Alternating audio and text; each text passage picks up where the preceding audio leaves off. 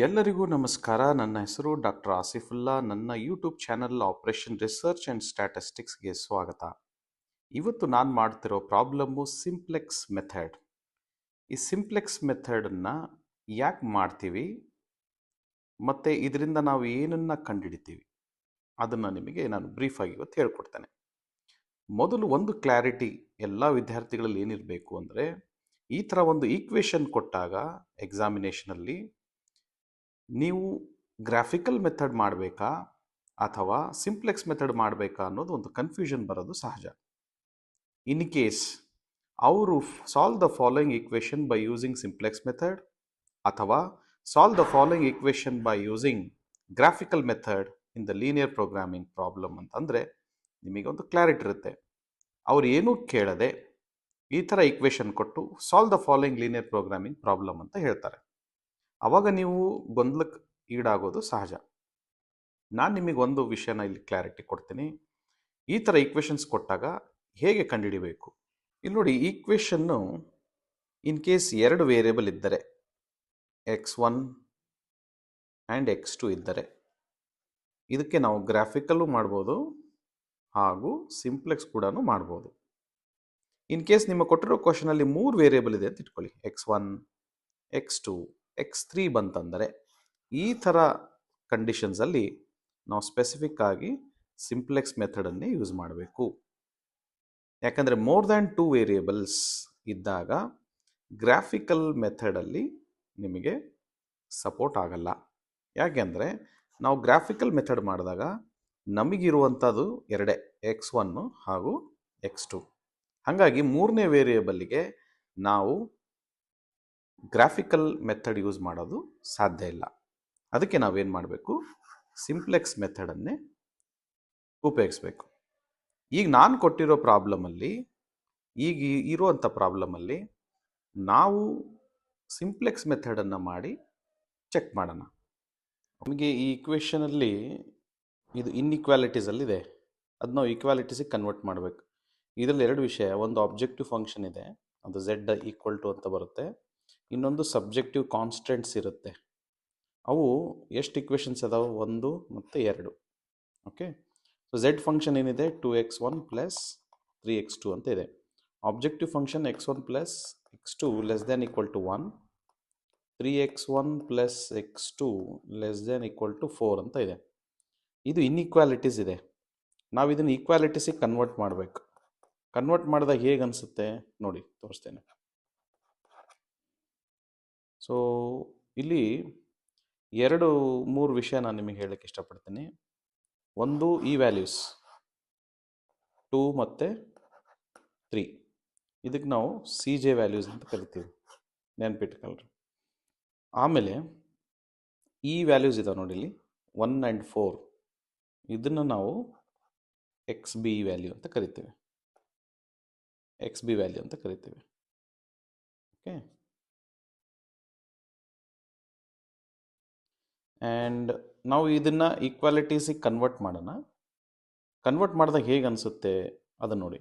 ಈಗ ಒಂದೊಂದು ಈಕ್ವೇಷನಿಗೆ ಒಂದೊಂದು ಸ್ಲ್ಯಾಕ್ ವೇರಿಯಬಲನ್ನು ಕೊಡ್ತೀವಿ, S1 ಮತ್ತು S2 ಅಂತೇಳಿ.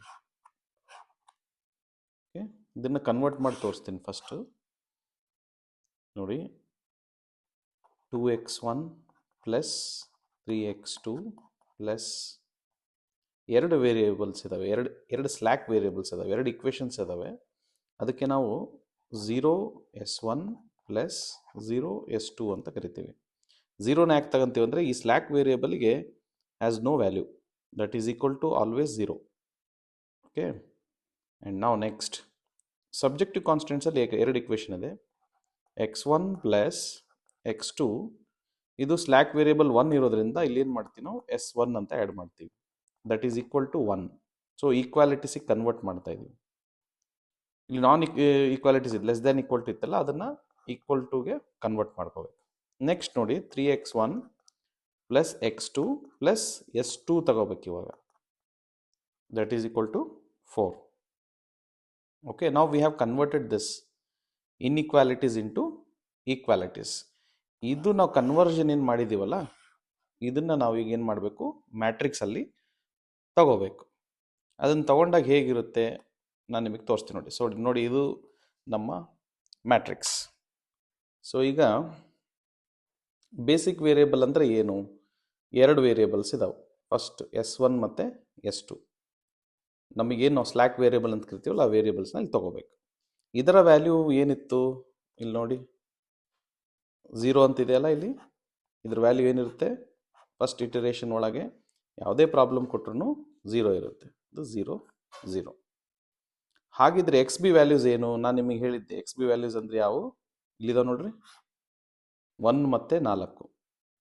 ಸೊ ಇಲ್ಲೇನು ಕಾಣ್ತತ್ತಲ್ಲ, these are all X B values. So ಅದನ್ನು ನಾವಿಲ್ಲಿ ಇನ್ಸರ್ಟ್ ಮಾಡೋಣ, 1 and 4. ಈಗ ನೀವು ಅಬ್ಸರ್ವ್ ಮಾಡಿ, ಫಸ್ಟ್ ಇಕ್ವೇಷನ್ ತೊಗೊಂಡಾಗ ಇಲ್ಲಿ x1 + x2 ಅಂತ ಇದೆ. ಇಲ್ಲಿ x1 ಮತ್ತು x2 ಪಕ್ಕಕ್ಕೆ ಏನು ವ್ಯಾಲ್ಯೂಸ್ ಇಲ್ಲ ಅಂದರೆ ಅದರ ಅರ್ಥ ಏನು? 1 ಅಂತ. ಓಕೆ, ಎರಡು ವೇರಿಯೇಬಲ್ 1 1. ಎರಡನೇ ಇಕ್ವೇಷನ್ ನೋಡಿ, 3x1 + x2 ಅಂತಿದೆ. ಅದು 3 ಮತ್ತು 1 ಅಂತ ತಗೋಬೇಕು. ಆಯಿತು, S1 ಮಾಡೋದ್ರಿಂದ S1 ವ್ಯಾಲ್ಯೂ 1 ಇರುತ್ತೆ, S2 ವ್ಯಾಲ್ಯೂ 0. S2 ಮಾಡೋದ್ರಿಂದ S1 0 ಇರುತ್ತೆ, S2 1 ಇರುತ್ತೆ. ಈಗ ನಾವು ಏನು ಮಾಡಬೇಕು? CB ಇಂಟು x1, ಇಲ್ಲಿ ಬರೀತೀನಿ ನೋಡಿ, CB ಇಂಟು x1 ಟೋಟಲ್ ಮಾಡ್ಕೋಬೇಕು, CB ಇಂಟು x2 ಟೋಟಲ್ ಮಾಡ್ಕೋಬೇಕು. ಈಗ ನೋಡಿ, CB 0 ಇಂಟು 1, ಇಲ್ಲಿ ನೋಡಿ 0 ಇಂಟು 1 ಈಕ್ವಲ್ ಟು ಏನಪ್ಪ? 0. 0 equal to 3, sorry 0 into 3 is equal to 0. So 0 plus 0 is equals to ಏನು? 0. ಸೊ ಇದು 0 ಬಂತು. 0 ಇಂದ ಏನೇ ಮಲ್ಟಿಪ್ಲೈ ಮಾಡಿದ್ರು 0ನೇ ಬರುತ್ತೆ ಅಲ್ವಾ? So 0 1 0, 0 1 0, 0 plus 0 0. CJ ವ್ಯಾಲ್ಯೂಸ್ ನಾನು ಹೇಳಿದ್ದೆ ನಿಮಗೆ, ಆಬ್ಜೆಕ್ಟಿವ್ ಫಂಕ್ಷನಲ್ಲಿ ಇಲ್ಲಿದೆ ನೋಡಿ, 2 and 3 ಇಲ್ಲಿ ಬರೆದಿದ್ದೆ ನಾನು. ಇದು 2 and 3 ಆರ್ CJ ವ್ಯಾಲ್ಯೂಸ್. ಅದನ್ನ ಇಲ್ಲಿ ಬರಿಬೇಕು ನಾವು. ಈಗ ನೀವು ಸಬ್ಸ್ಟ್ರಾಕ್ಟ್ ಮಾಡಬೇಕು. ಫಾರ್ಮುಲಾ ಏನಿದೆ? ZJ ಮೈನಸ್ CJ ಅಂತ ಇದೆ. ಸೊ 0 - 2 ಅಂದರೆ -2 ಆಯಿತು, 0 - 3 ಅಂದರೆ -3 ಆಯಿತು. ಈ -2 ಮತ್ತು -3 ಲಾರ್ಜೆಸ್ಟ್ ನೆಗೆಟಿವ್ ಅಂದರೆ ಸ್ಮಾಲೆಸ್ಟ್ ವ್ಯಾಲ್ಯೂ ಯಾವುದು? -3. ಇದನ್ನು ಈ ಥರ ಆ್ಯರೋ ಮಾರ್ಕ್ ಮಾಡಿರಿ. ಇದನ್ನು ನಾವು ಏನಂತ ಕರಿತೀವಿ? ಇನ್ಕಮಿಂಗ್ ವೆಕ್ಟರ್ ಅಥವಾ ವೇರಿಯೇಬಲ್ ಅಂತ ಕರಿತೀವಿ. ಇದು ನಿಮಗೆ 2 ಮಾರ್ಕ್ಸಲ್ಲಿ ಕೂಡ ನಾವು ಎಕ್ಸ್ಪೆಕ್ಟ್ ಮಾಡ್ಬೋದು ಎಕ್ಸಾಮಿನೇಷನಲ್ಲಿ. What do you mean by incoming vector? ಈಗ ಇನ್ಕಮಿಂಗ್ ವೆಕ್ಟರ್ ಏನೋ ಆಯಿತು. ಈಗ ನಮಗೇನು ಬೇಕು? ನೆಕ್ಸ್ಟು ಔಟ್ ಗೋಯಿಂಗ್ ವೆಕ್ಟರ್ ಬೇಕು. ಓಕೆ, ಔಟ್ ಗೋಯಿಂಗ್ ವೆಕ್ಟರ್ನ ನಾವೀಗ ಕಂಡುಹಿಡಿಬೇಕು. ಅದು ಹೇಗೆ ಕಂಡುಹಿಡಿಬೇಕು? ಮಿನಿಮಮ್ ರೇಷಿಯೋ ಅಂತ ತಗೋಬೇಕು. ಸೊ ಮಿನಿಮಮ್ ರೇಷಿಯೋ ಕಂಡುಹಿಡಿಯೋದು ಹೇಗೆ? ಇಲ್ಲಿ ಆರೋ ಮಾರ್ಕ್ ಮಾಡಿರೋದ್ರಲ್ಲಿ ಈ ಕಾಲಮಲ್ಲಿ ಅಬ್ಸರ್ವ್ ಮಾಡಿ 1 and 1 ಅಂತ ಇದೆ ನೋಡಿ. ಇಲ್ಲಿ 1 1 ಅಂತ ಕಾಣಿಸುತ್ತಾ? ಓಕೆ, ಆ 1 1 ಈ ನಮ್ಮ ಎಕ್ಸ್ ಬಿ ವ್ಯಾಲ್ಯೂಸ್ ಅದಾವೆ ನೋಡಿ, ಅದನ್ನು ಅದರಿಂದ ಡಿವೈಡ್ ಮಾಡಬೇಕು. ಅಂದರೆ ನಾನು ಇಲ್ಲಿ ಬರಿತೀನಿ ನೋಡಿ, XB ಡಿವೈಡೆಡ್ ಬೈ ಈ ಕೀ ಎಲಿಮೆಂಟ್ ಕಾಲಮ್ ಏನಿದೆ ಅಲ್ಲ, ಇನ್ಕಮಿಂಗ್ ವೆಕ್ಟರ್ ವೇರಿಯೇಬಲ್ಸ್ ಅದಾವಲ್ಲ, ಆ ವ್ಯಾಲ್ಯೂಸ್ ತಗೋಬೇಕು. ಓಕೆ, ಸೊ ಈಗ ಉದಾಹರಣೆಗೆ ಇಲ್ಲಿ 1 ಡಿವೈಡೆಡ್ ಬೈ 1, 4 ಡಿವೈಡೆಡ್ ಬೈ 1 ಆಯಿತು. ಇಲ್ಲಿ ನೋಡಿ, ಈ 4 ಡಿವೈಡೆಡ್ ಬೈ 1, ನಾನು ಇನ್ನೊಂದ್ಸಲ ಹೇಳ್ತೀನಿ ನೋಡಿ, 1 ಡಿವೈಡೆಡ್ ಬೈ 1, 4 ಡಿವೈಡೆಡ್ ಬೈ 1. ಇದನ್ನು ನಾವು ಡಿವೈಡ್ ಮಾಡ್ಕೋಬೇಕು. ಇದೇ ಕಾಲಮ್ ಇದೇ ವ್ಯಾಲ್ಯೂಸ್ ಯಾಕೆ ತೊಗೊಂಡ್ವಿ ಅಂದರೆ we have the incoming vector. ಅದನ್ನು ನಾವು ಇಲ್ಲಿ ಮಾರ್ಕ್ ಮಾಡಿದ್ದೀವಿ ಆರೋ ಮಾರ್ಕಲ್ಲಿ. ಇದೇ ಕಾಲಮಿಂದಾನೇ ಡಿವೈಡ್ ಮಾಡಬೇಕು ಎಕ್ಸ್ ಬಿನ. ಆವಾಗ ನಮಗೆ ಒಂದು ವ್ಯಾಲ್ಯೂ ಸಿಗುತ್ತೆ, that is a minimum ratio. 1 by 1 ಅಂದರೆ 1. ಓಕೆ, 4 by 1 ಅಂದರೆ 1. ಸಾರಿ, 4 by 1 is 4. ಕ್ಲಿಯರ್? ಈಗ 1 ಮತ್ತು 4ಅಲ್ಲಿ ಮಿನಿಮಮ್ ಯಾವುದು? 1. ಇದನ್ನು ಈ ಥರ ಔಟ್ಸೈಡ್ ಮಾರ್ಕ್ ಮಾಡಿ. This is what outgoing vector ಅಂತ ಕರಿತೀವಿ. ಔಟ್ ಗೋಯಿಂಗ್ ವೆಕ್ಟರ್ ಎರಡು ಸಿಕ್ಕು ನಮಗೆ, ಒಂದು ಇನ್ಕಮಿಂಗ್ ವೆಕ್ಟರು, ಇನ್ನೊಂದು ಔಟ್ ಗೋಯಿಂಗ್ ವೆಕ್ಟರ್. ಓಕೆ, ನಾವು will try to shift the second iteration. ಇದನ್ನು ಡೆವಲಪ್ ಮಾಡ್ತಾ ಹೋಗ್ಬೇಕು. ನಾವು ಎಲ್ಲಿ ತನಕ ಡೆವಲಪ್ ಮಾಡಬೇಕಂದ್ರೆ, ಇಲ್ಲೇನು ಈ ವ್ಯಾಲ್ಯೂಸ್ ಬಂದಿದ್ದಾವಲ್ಲ -2 -3, ಇವೆರಡು ಪಾಸಿಟಿವ್ ಬರಬೇಕು ನಮಗೆ. Either it should be 0 or it should be greater than equal to 0. ಅಲ್ಲಿ ತನಕ ನಾವು ಅದನ್ನು ತಗೊಂಡೋಗ್ಬೇಕು. ನಮಗೇನು ನೆಗೆಟಿವ್ ವ್ಯಾಲ್ಯೂಸ್ ಇರಬಾರ್ದು.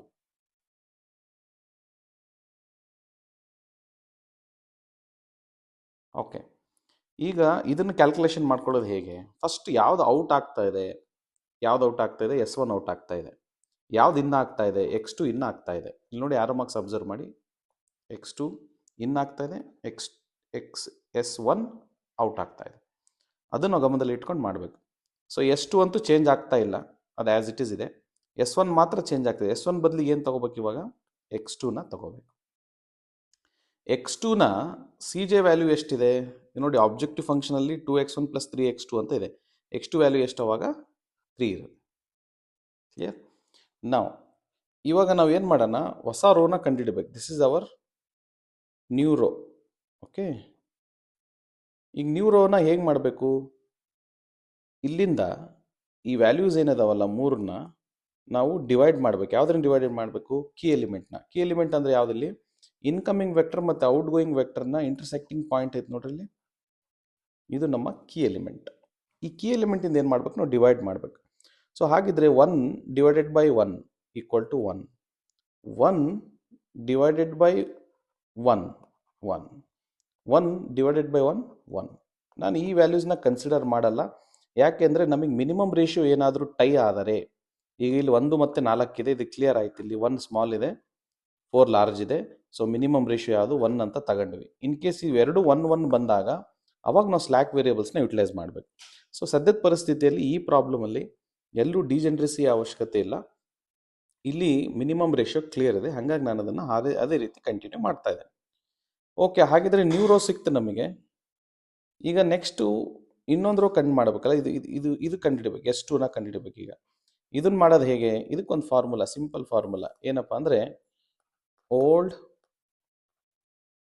Minus new into key element of that particular rho.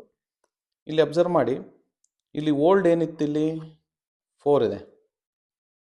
Okay, 4 minus ಇದೇ ಜಾಗಕ್ಕೆ ಈಗ ನ್ಯೂ ಯಾವ್ದು ಬಂದಿದೆ? ಮೇಲ್ಗಡೆಗೆ 1 ಇದೆ. ಸೊ 1, ಆಮೇಲೆ key element of that row ಅಂದರೆ ಈ ರೋದಲ್ಲಿ ಕೀ ಎಲಿಮೆಂಟ್ ಯಾವ್ದು ಇವಾಗ? ಇಲ್ಲ ಐತೆ ನೋಡ್ರಿ, ಕೀ ಎಲಿಮೆಂಟ್ 1. ಅದನ್ನು ತಗೋಬೇಕು ನಾವು. ಓಕೆ,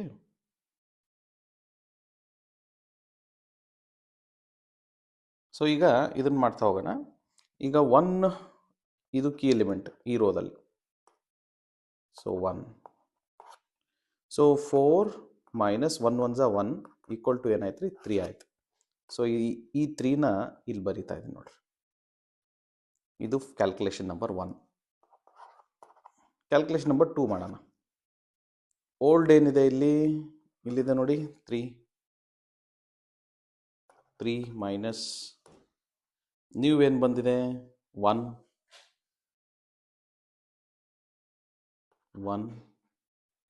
ಇಂಟು ಕೀ ಎಲಿಮೆಂಟ್ ಏನಿದೆ? 1. 3 minus 1 is equals to what? 2. So ಇಲ್ಲಿ ಏನು ಬರಿಬೇಕು ಇವಾಗ? 2 ಬರಿಬೇಕು. ಅದೇ ರೀತಿ ಇದನ್ನು ತಗೊಳ್ಳೋಣ. ಈಗ ಮೂರನೇ ವೇರಿಯೇಬಲ್, ಮೂರನೇ ವ್ಯಾಲ್ಯೂ. ಸೊ ಓಲ್ಡ್, ಮೂರನೇ calculation, old is 1 minus new ಎಷ್ಟು ಬಂದಿದೆ? ಇಲ್ಲೈತೆ ನೋಡ್ರಿ ನೀವು 1. ಕೀ ಎಲಿಮೆಂಟ್ ಎಷ್ಟು? 1. ಸೊ 1 ಮೈನಸ್ 1 ಈಕ್ವಲ್ ಟು ಏನು? 0. ಸೊ ಇಲ್ಲಿ 0 ಬರಿತಾ ಇದ್ದೀನಿ. ಕ್ಲಿಯರ್? ಇವಾಗ ಏನು ಮಾಡಬೇಕು? ನಾವು ನಿಮಗೆ ಮುಂಚೆ ಹೇಳಿದ್ದೆ multiplication CB into X1 CB into X2. ಇದನ್ನು ಮಲ್ಟಿಪ್ಲೈ ಮಾಡಿ ಟೋಟಲ್ ಮಾಡ್ಕೋಬೇಕು. ನೋಡಿ 3 into 1. Okay, 3 1 3. Next 0 into 2. 0 2 0. So 3 plus 0 entry 3. So ಇಲ್ಲಿ ಬರೀತಾ ಇದೆ 3 ZJ. ನೆಕ್ಸ್ಟ್ ನಾ ಇದನ್ನು ನೀಟಾಗಿ ಬರ್ಕೊಂತೀನಿ. ಓಕೆ, ಸೊ ಇವಾಗ ನೆಕ್ಸ್ಟ್ 3 1 ಇಲ್ಲಿದು 3. 0 0 0. ಸೊ ಇದೇನಾಯಿತು? 3 ಆಯಿತು. ಈಗ ನಮಗೆ CJ ವ್ಯಾಲ್ಯೂಸ್ ಇದೆ 2 and 3. So 3 minus 2 equal to 1. 3 minus 3 equal to 0. ZJ minus CJ. ಈಗ ನೋಡಿ ಅಬ್ಸರ್ವ್ ಮಾಡಿ, ಎರಡೂ ವ್ಯಾಲ್ಯೂಸ್ ಪಾಸಿಟಿವ್ ಇದೆ. ಸೊ ನಾವು ಇಲ್ಲಿಗೆ ಆನ್ಸರ್ ಏನು ಮಾಡಬೇಕು, ಸ್ಟಾಪ್ ಮಾಡಬೇಕು. We should not continue further because we got the values which we are expecting.